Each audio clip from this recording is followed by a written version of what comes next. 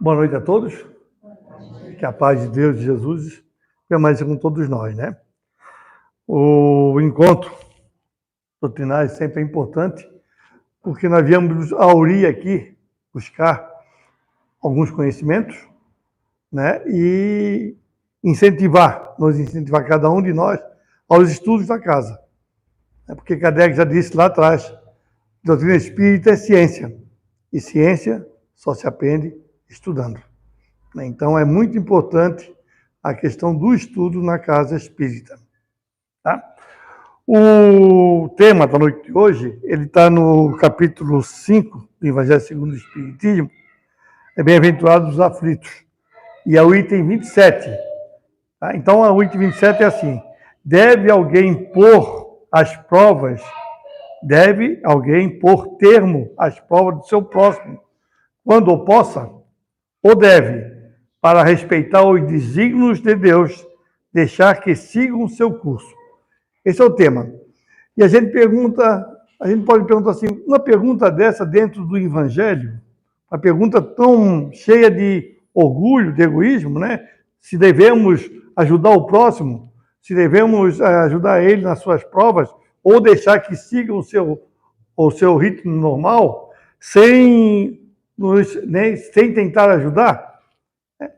E cabia, então, à doutrina espírita essa explicação, através dos seus postulados, né? Deus, Espírito e reencarnação. Dá a explicação que nós devemos fazer. E, no final, o Espírito Ferdinando dá uma mensagem sobre isso. Então, vamos ver o que nos diz a doutrina espírita sobre esses postulados que nos dá a diretriz de como caminhar, de como fazer na hora em que estivermos junto de alguém e possamos ajudar. Vamos nos lembrar, né, do samaritano, né, que ajudou a pessoa que tinha sido assaltada. Esse seria o caminho que nós deveríamos perseguir. Mas não podemos nos esquecer nunca que nós todos somos espíritos, todos nós. Estamos encarnados. Hoje estamos com essa vestimenta carnal, mas na realidade geral nós somos espíritos. E ao desencarnar voltaremos para a espiritualidade, voltaremos a reencarnar. Somos espíritos eternos e já tivemos inúmeras encarnações, ora como homem, ora como mulheres, desempenhando vários papéis. Então, todos nós aqui somos espíritos eternos e todos nós já reencarnamos uma vez como homem, outra vez como mulher, porque nós precisamos aprender tudo, tá? E já desempenhamos aqui vários papéis na nosso teatro da vida. Cada um de nós já desempenhou vários papéis. E para que serviu essa reencarnação, esses vários papéis? Para que serviu?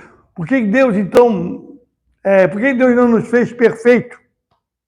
Nós vamos encontrar isso quando a igreja nos fala de Jesus. Ela nos diz que Deus criou Jesus já perfeito, né? Não é assim, a gente sabe. Mas, por que Deus não? Ele teria esse poder de criar todos nós perfeitos. Mas por que ele não fez isso? Primeiro, pela sua justiça. Primeiro, pela sua inteligência. Tudo ao extremo, né? Porque se ele nos criasse perfeitos, qual o mérito nós? Qual seria o mérito de cada um de nós? Sermos criados simplesmente perfeitos. Então, o mérito está em nós. Reencarnarmos várias vezes e buscar o nosso crescimento espiritual. Hoje, nós estamos nesse patamar de crescimento. Mas, com certeza absoluta, tudo isso que nós temos hoje foi conquistado por cada um de nós. Se nós olharmos para trás, nós vamos ver a nossa vida. E, durante essas reencarnações várias, nós fomos criando a nossa personalidade. Cada um com a sua personalidade. Assim como as digitais dos nossos dedos não tem nenhuma igual, as nossas personalidades todas, não existe uma igual à outra. Então, nós fomos criando através do tempo. Então, e também aprendemos a conviver com essa miscelânea de personalidades. Porque aí nós temos que nos conviver com essa personalidade, mudar, fazer diferente, faça uma coisa para um, uma coisa diferente para outro, porque nós temos que nos enquadrar dentro dessas personalidades. Nascemos onde e com quem devemos nascer, para acelerar nossa evolução. Ninguém caiu do bico da cegonha por engano.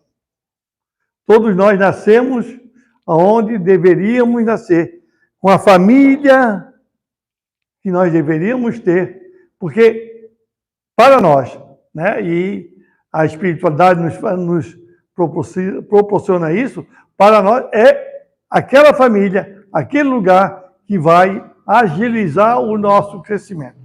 Evidentemente, podemos dizer, mas tem tantas pessoas que não se dão na família, se separam da família, cada um tem o seu livre-arbítrio, né? Por isso que a doutrina espírita nos mostra essas várias encarnações, para que possamos nos adaptar àquela situação. E esse conhecimento espírita dá a cada um de nós a responsabilidade realmente de tentar nos adaptar àquela situação daquela família. Porque se nós já temos esse conhecimento espírita, nós torna muito mais responsável. E o que é o espírito? O que nós somos? O que nos diz a doutrina espírita sobre o que nós somos? Nós somos os seres inteligentes da criação. Vamos ver, aí Deus criou tudo. Deus criou tudo. A não ser nós, os humanos, as outras criações, mesmo com vida, não têm a inteligência. Eles têm o instinto, que já é um resquício dessa inteligência, mas ainda não desenvolveram a inteligência. A inteligência tem nós, espírito. Então, nós passamos pelos vários estados da natureza, né? Animal, vegetal, animal, e estamos hoje no nominal. Quando fizemos essa transição, começamos a desenvolver mais a nossa inteligência. Tá? E, pegando a palestra, foi feita aqui outro tempo, essa inteligência também é um talento que Deus nos deu. Nós temos que estar atento ao que nós estamos fazendo com essa inteligência. Né? Então tá, nós então já sabemos que somos espíritos, né? E por que nós fomos criados? Deus criou todos os espíritos simples e ignorantes, ou seja, sem conhecimento. Então, todos nós partimos do mesmo ponto de saída, vamos assim dizer, da mesma bandeirada de saída. Todos nós, simples e ignorantes, isso é, sem conhecimento nenhum. Deu a cada um deles, cada um de nós, uma missão, com o fim de os esclarecer e progressivamente conduzir à perfeição, pelo conhecimento da verdade e para os aproximar dele. Então, partimos do zero, vamos assim dizer, né, do ponto zero, todos nós. Né? Deus não poderia criar esse início, não poderia ser diferente para um, para outro. Não. Todos nós partimos desse início. Né? E deu para nós, eu falo muito sobre isso, deu a cada um de nós que estamos aqui, recebeu uma missão lá atrás. Recebeu uma missão. Mas aí, qual é a minha missão, Regis? Essa missão é única para todos nós. A nossa elevação espiritual. A fim de esclarecer progressivamente, conduzir à perfeição do conhecimento. Então, todos nós, a partir desse momento em que fomos criados, ganhamos essa missão do crescimento espiritual. Mas também esse crescimento não vai ser uniforme, porque aí não teria justiça. Esse crescimento será o que nós fizermos da nossa existência. Nós estamos aí já neste momento utilizando o nosso livre-arbítrio. Né? Então, porque isso explica as diferenças de capacidades de cada um de nós. Tá? Uns, vamos botar assim, que foram criados na mesma época, estão em capacidades diferentes, porque uns atrasaram e outros adiantaram-se. Né? Cada um pode buscar o seu desenvolvimento. Outros podem ter sido criados mais tarde, Então, onde tem essa diferença de capacidade de cada um de nós. Aí também se encontra a inteligência divina. Imagina o mundo, vamos imaginar um mundo, né? Se todos nós tivéssemos as mesmas capacidades. Não teria como existir nesse mundo. Né? Seria um paradoxo. Como é que nós vamos existir? Todos nós temos a mesma capacidade. Quem vai, vamos trabalhar no nosso cotidiano normal. Quem vai mandar, quem vai cumprir ordens? Quem vai fazer coisas diferentes? Eu não, eu tenho a mesma capacidade tua, faz tu. Então, né, não haveria como nós ver. Então, aí também existe já a inteligência divina. E nos criarmos um pouco mais tarde e dar a nós o livre-arbítrio para que possamos crescer. Então, Deus é amor. Né? Deus é amor. Deus o amor ao infinito. Se nós partirmos desse princípio que Deus é amor, nós nunca podemos admitir Deus, sendo amor, criar alguma coisa para o mal. Né? Para o mal. Vamos lá, vamos mudar nosso cotidiano novamente. A gente fala muito sobre Satanás, foi criação divina,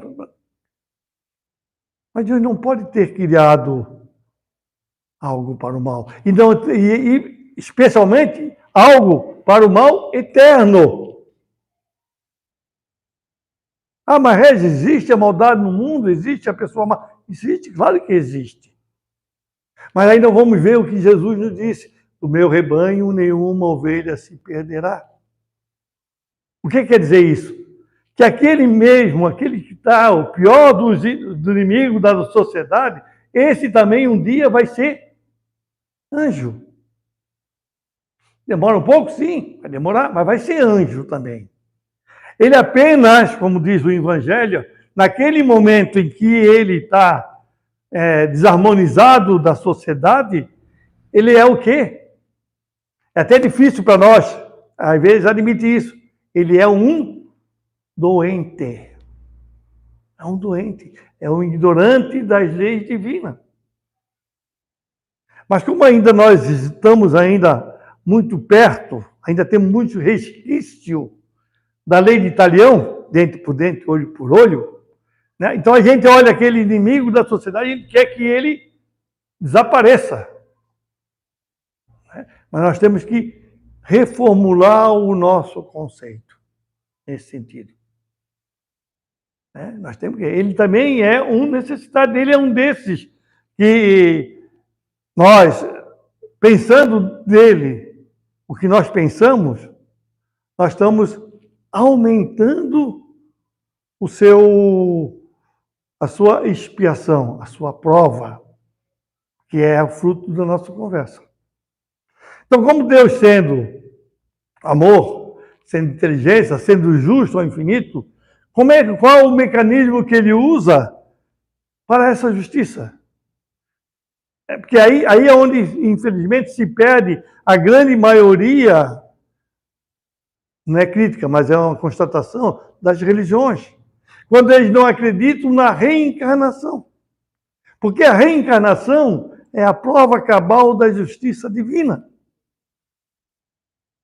Então, como eu não acredito na reencarnação, acho que a vida se acaba na hora que eu morro, né? Que a nossa vida vai do berço ao túmulo somente, e depois nós vamos ser julgados, não vamos entrar nesse detalhe. Como eu penso dessa forma, ou me ensinaram dessa forma, e eu aceito dessa forma, eu vou ter, sim, o orgulho e o egoísmo de deixar o meu irmão do lado. Ele que se vire. Eu vou trazer a minha parte. E aí isso torna, se a gente pensar dessa forma, nos torna muito mais materialista. Às vezes eu pensava, quando a gente lê o Evangelho, o Livro dos Espíritos, né, o Kardec fala muito no materialismo. Né, muito materialismo. E a gente pensava, mas então naquela época devia existir muito materialista? Não. Hoje ainda existe muito materialista. Hoje ainda existe. É só a gente ver, às vezes, não todos, evidentemente, o que move muitos dos nossos irmãos em certas igrejas. A gente passa ali no carro, foi Jesus que me deu. Tudo bom. Então, materialismo ainda está, e muitas vezes nós vamos às igrejas em busca desse materialismo, dessa coisa material. Tá? Mas então voltamos aqui, né? Então ele tem justo. Então ele nos deu a sua lei, né? A reencarnação, que é a justiça. Então, como pode a alma que não alcançou a perfeição durante a vida corpórea acabar de depurar-se? Como é que nós vamos, se nós não alcançarmos, né, a perfeição durante essa vida, que é impossível, uma vida só, para alcançarmos a perfeição? O que é a perfeição, meus irmãos? Perfeição é ser bom, saber de tudo, conhecer de tudo. E quando eu falo em tudo aqui, todas as ciências, tudo. Ser um homem, ter a condição de homem e mulher. Como é que nós vamos fazer isso numa vida? Não temos essa coisa. Então, nós não vamos, evidentemente, numa existência, buscar essa perfeição. Aí, diz a resposta, sofrendo a prova de uma nova existência. Existência após existência, como eu disse, nós vamos formando essa perfeição relativa. Hoje, como a perfeição é relativa, cada um de nós é perfeito relativamente ao estado em que nós nos encontramos. É até aqui que nós podemos ir. Mas nós estamos buscando meios de crescimento. Que essa relatividade, então, vai modificando. Por isso é relativa. Ela vai se modificando. Amanhã, no outro aprendizado, já está um pouco mais. Então, por isso é relativo. Tá? Então, sofrendo prova de uma nova existência. Como realiza essa nova existência? Será pela sua transformação como espírito? Depurando-se, a alma indubitavelmente experimenta uma transformação. Evidentemente. Depurando, crescendo espiritualmente, nós experimentamos uma transformação.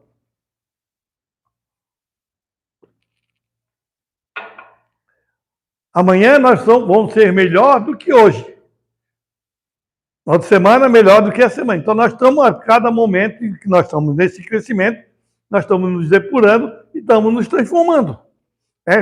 Muitas coisas que eu fazia no passado, hoje não faço. Era fácil fazer no passado. Hoje, antes de fazer, eu penso, eu medito. Não faço. É uma transformação. É assim que nós vamos buscando a nossa evolução.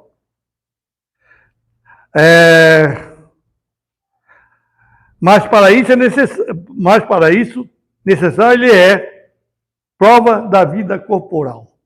Então, eu desencarno, eu tenho a minha vida aqui normal. Desencarno. Levo para a espiritualidade, não modifica o meu modo de pensar.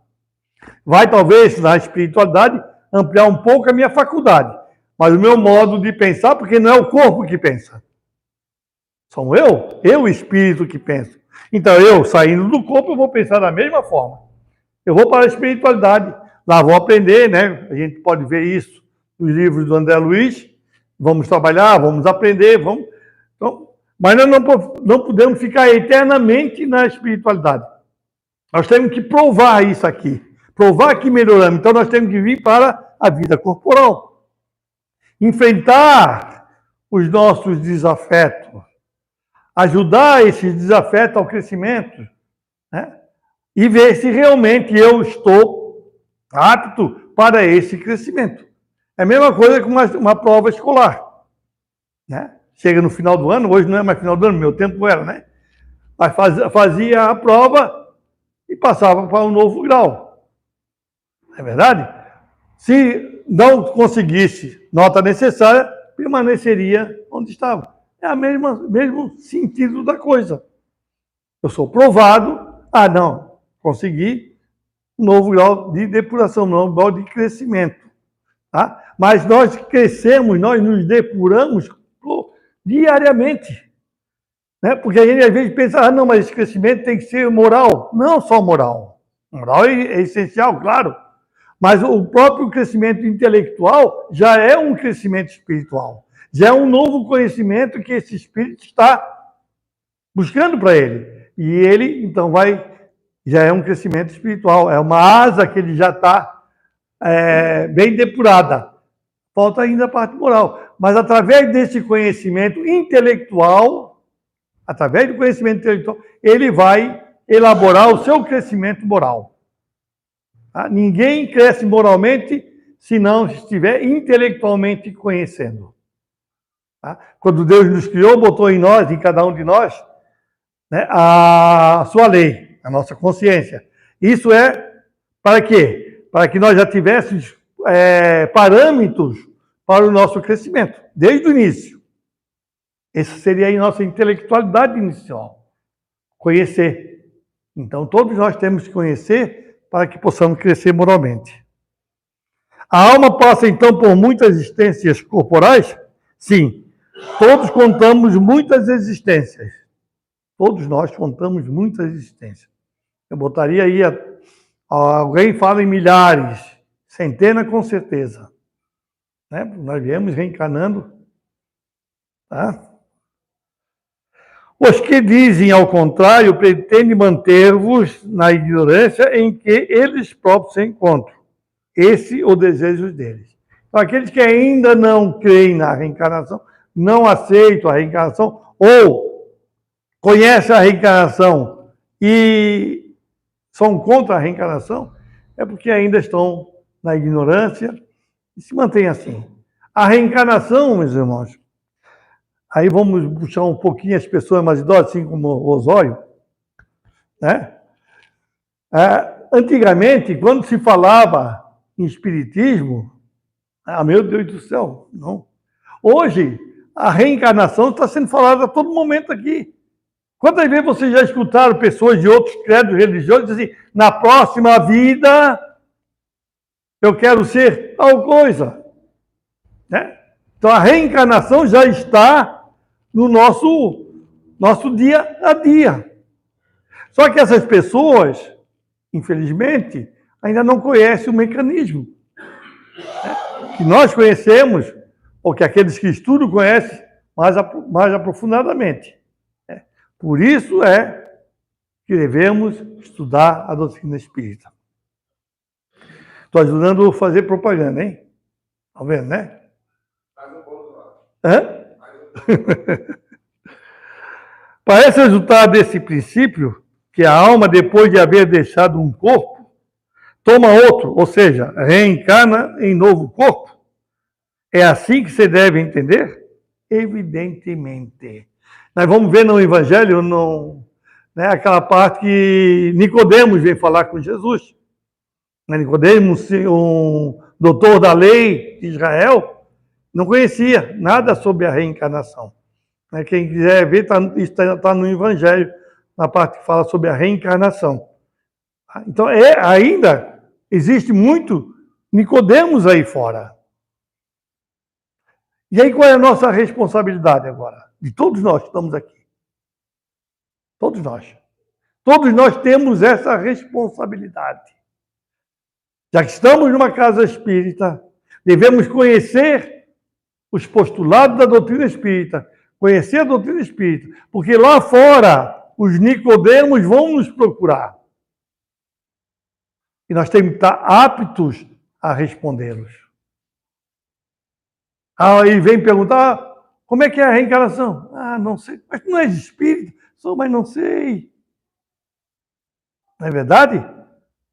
Aí o que acontece muitas das vezes, como eu não procuro o estudo, não procuro o conhecimento da doutrina espírita, quando me perguntam a minha religião, fico envergonhado de dizer que sou espírita, digo que não sou católico, não sou nada.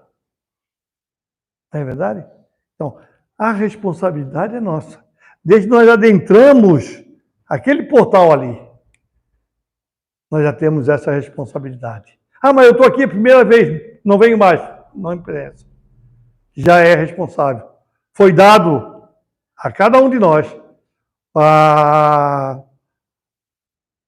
foi dada a cada um de nós a oportunidade do estudo, a oportunidade do conhecimento. Se eu não quero, o problema é meu, mas a responsabilidade permanece. Qual o fim objetivado pela reencarnação? Expiação, melhora progressiva da humanidade. Sem isso, onde há justiça? Então, expiação, melhora progressiva da humanidade. Sem isso, onde há justiça? Evidentemente, sem a reencarnação, onde está a justiça divina? Uns nascem pobres, outros na opulência. Um com menos oportunidade, outros com mais oportunidade. Uma existência só? Que Deus é esse? Que justiça é essa? A doutrina espírita nos explica isso. Daria outra palestra, né? Mas a doutrina espírita nos explica. Nós fizemos mau uso da riqueza em uma reencarnação, na outra viemos despidos da riqueza. Da beleza, da riqueza. Então, a doutrina espírita nos explica através da reencarnação. Né? Sem isso, não está a justiça. E também melhora progressiva da humanidade. Imaginemos, só para nós botar alguma coisa na nossa cabeça a mais. Imaginemos que a questão de uma existência só fosse verdadeira. Tá? Então, para cada um que nascesse, ele teria que começar tudo novamente. Tudo. E não é isso que acontece. Olha as nossas crianças hoje.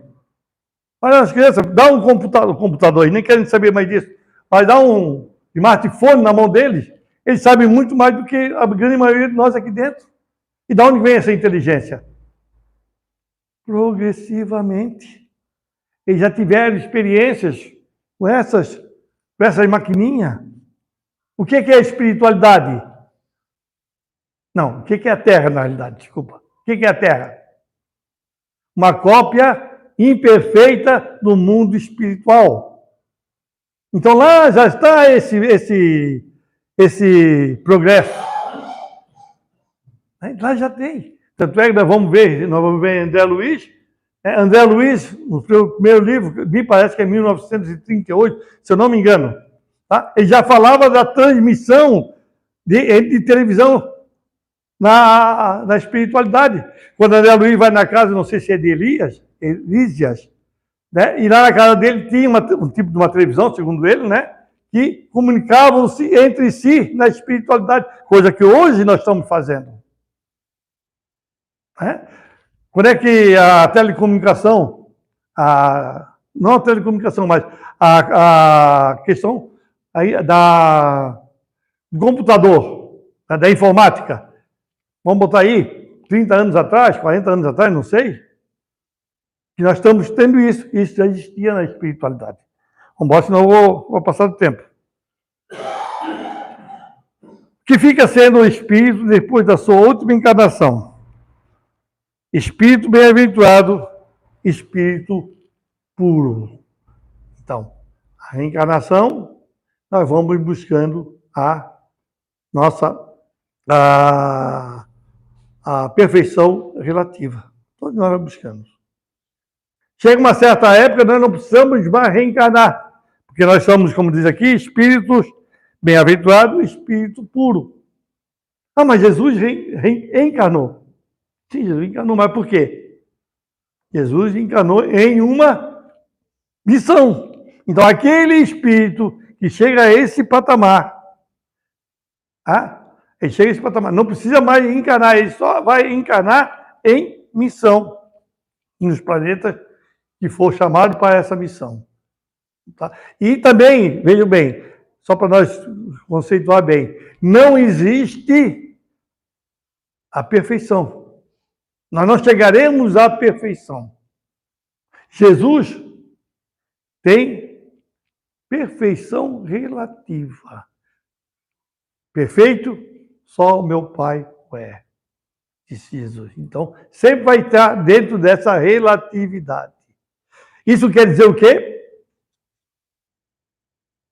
que o nosso crescimento espiritual é eterno, é sempre. Nós não conseguimos, né, ver isso, mas é eterno. Estamos sempre crescendo espiritualmente.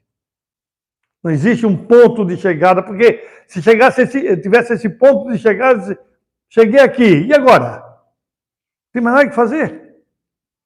Ah, vai ajudar as outras pessoas? Sim, se vai ajudar as outras pessoas, vai estar crescendo. Então, não existe. Sempre vai haver esse crescimento. Tá? E agora nós chegamos, então, ao que diz o nosso irmão Bernardino, diz Fernando, né? Bernardino, Espírito Protetor em Bordel, 1863, sobre a pergunta: deve alguém pôr termos às provas do seu próximo quando possa? Ou deve, para respeitar os desígnios de Deus, deixar que siga o seu curso? Então vamos lá o que ele nos responde. Já vos temos dito e repetido muitíssimas vezes que estáis nessa terra de expiação para concluir as vossas provas e que tudo que vos sucede é consequência das vossas existências anteriores, são os juros das dívidas que tendes de pagar. Veja bem, aqui ele fala muito em Deus, né? Em pagamento, né? Vamos, quando tiver essas palavras, pagamento, são oportunidades. Quando fala em Deus aqui, é sobre a lei divina, tá bom? Então ele diz aqui, né? Nós estamos nessa terra para termos oportunidade de nos melhorar, né? E tudo que nos acontece são as provas que nos sucedem, consequência das nossas existências anteriores. Nós estamos num mundo de prova e expiação. Se nós estamos num mundo de prova e expiação, logicamente nós não fomos muito boa coisa nesse passado. Estamos aqui hoje simplesmente tendo a oportunidade de não pagar, não, de refazer aquilo que fizemos errado no passado. Esse pensamento, porém, né, que nós estamos aqui para resgatar, porém, provoca em certas pessoas reflexões que devem ser combatidas devido aos funestos efeitos que poderiam determinar. Então, esse pensamento de que não devemos nos meter na prova de ninguém. Esse, como diz aqui, funestos efeitos. Faz desse pensamento que nós estamos aqui para resgatar, então eu não vou me meter, deixa tu resgatar. E como diz aqui mais na frente, às vezes nós até atiçamos um pouco mais a dor do outro. Pensa algum que, estando na terra para espiar, cumpre que as provas sigam o seu curso. Outros há, mesmo, que vão até ao ponto de julgar que não só nada devem fazer para atenuar, mas que, ao contrário, devem contribuir para que elas sejam mais proveitosas, tornando-as mais vivas. E isso, individual, muitas vezes nós podemos fazer isso, e coletivamente nós podemos fazer isso. Ver nossas prisões. Ah, mas a pessoa... Sim, mas só é um doente. Ele mereceu ser segregado da sociedade? Sim, ele mereceu. Ele é um mal para a sociedade. Mas ele tem que ser tratado dentro dessa prisão, né, dentro desse estabelecimento, com humanidade. O nosso código penal, ele trata desse assunto, mas como nós não damos muita bola para a lei, porque o que diz nosso Código Penal? Que a pessoa é segregada e que vai ser preparada para voltar para a sociedade. Mas ainda não acontece isso. Vai acontecer? Vai acontecer. Vai, nós estávamos discutindo, mas está tão ruim as coisas. Não tem problema. Quem não se casar agora com a vibração da Terra, vai ser afastado da Terra. Vai demorar, não é um passe de mágica. Né? Vai demorar. Nós vamos reencarnar ainda umas 2, 3 vezes aqui, ainda nessa situação. Mas vai melhorar. Então, todos nós vamos ter que nos afirmar nessa nova vibração que a Terra vai ter. Não é que vai ficar só os bons, hein? Não é que vai ficar só os bons. Porque se fosse só os bons, a Terra ia ficar sem habitantes. Né? Vai ficar aquele que está predisposto à mudança, está predisposto a mudar o seu comportamento.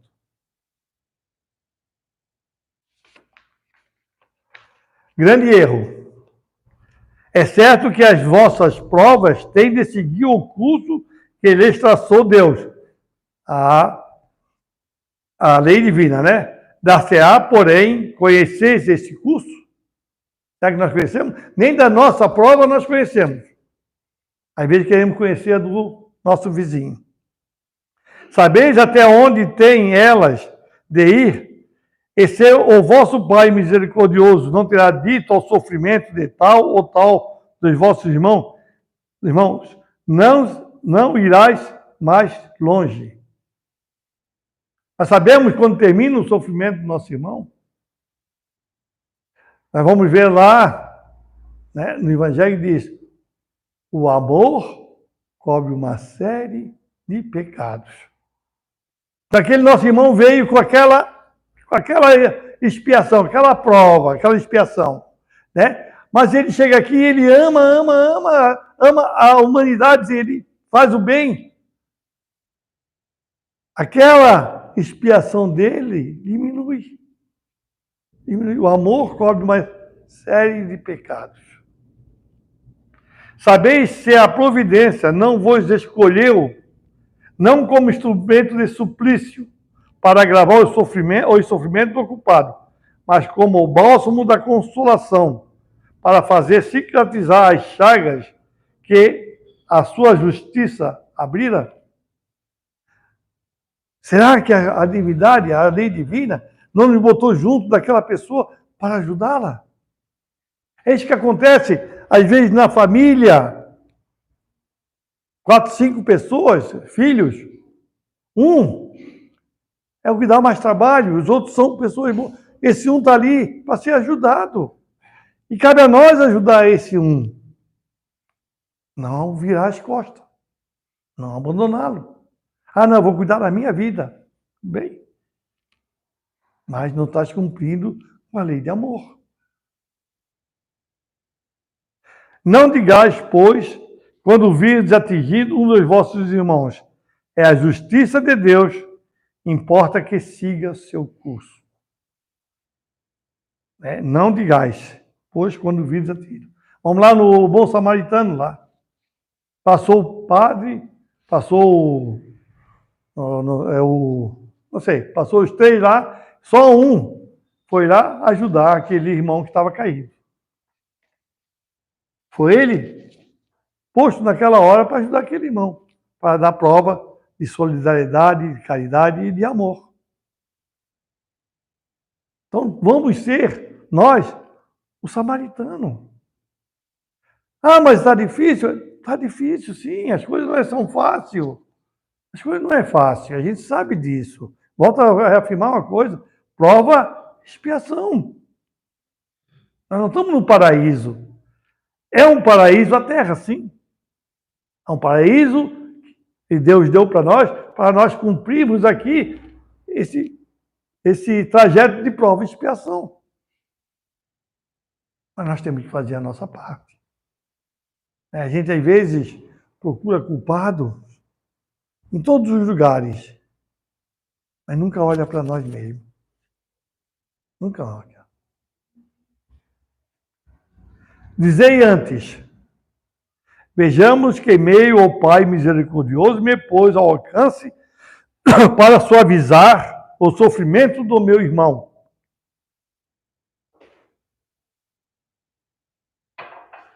Suavizar o sofrimento do meu irmão.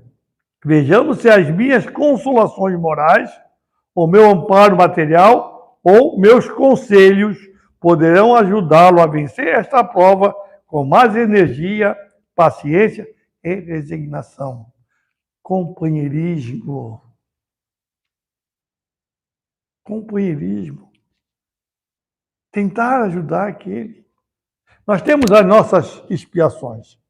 Ele tem as expiações dele. Né?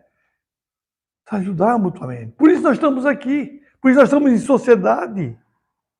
Porque se não fosse assim, nós viveríamos separados. A 1 quilômetro de distância cada um, não teríamos contato. Mas esse contato social que nós encontramos aqui na Terra é para isso. Para que nós possamos, nesse embate diário de cada um de nós, aparar as nossas arestas. Assim como agora esqueci, velho. Com a batida do mar, o marisco, com a batida do mar, vai criando força, a batida do mar batendo. Né? Assim nós também estamos aqui, a parar as nossas arestas, nos limpar, nos ajudar mutuamente. Tanto é que o Evangelho nos diz que o orgulho e o egoísmo é a pedra que atrasa o nosso desenvolvimento. Nós sabemos onde aperta o nosso calo, mas nós temos que mudar. Vejamos mesmo se Deus não me pôs nas mãos os meios de fazer que cesse esse sofrimento. Se não me deu a mim também como prova, como expiação, talvez, de ter o mal e substituí-lo pela paz. Como prova para nós, também pode ter a Deus. Ajudai-vos, pois, mutuamente, nas vossas respectivas provações, e nunca vos considereis instrumento de tortura. Contra essa ideia, deve revoltar-se todo homem de coração. Contra essa ideia, deve revoltar-se todo homem de coração. Principalmente todo o espírita. Por que o espírita? Por que ele chama o espírita aqui? Porque o espírita tem esse conhecimento. Nós não podemos alegar ignorância. Então, por isso que ele diz, principalmente todo o espírita, porquanto este, melhor do que qualquer outro, deve compreender a extensão infinita da bondade de Deus. Deve o espírita estar compenetrado de que a sua vida toda tem de ser um ato de amor e de devotamento. Olha, chamamento para nós espíritas, né? Que faça ele o que fizer para se opor às decisões do Senhor, estas se cumprirão. Pode, portanto, sem receio, empregar todos os esforços para atenuar o amargor da expiação.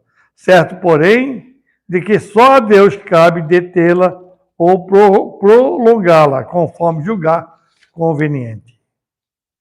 Então, com esse alerta a nós espíritas, para que nós possamos nos compenetrar da nossa responsabilidade perante o mundo, perante a sociedade, perante a família, principalmente. Nos ajudar mutuamente nessa nossa caminhada. Nessa caminhada tem que ser de amor e de caridade. Diz a doutrina espírita com muito acerto. Fora da caridade não há salvação. Então, caridade é o amor em ação. Que Deus possa, com a sua infinita misericórdia, ampararmos a nós todos, agora e sempre. Obrigado.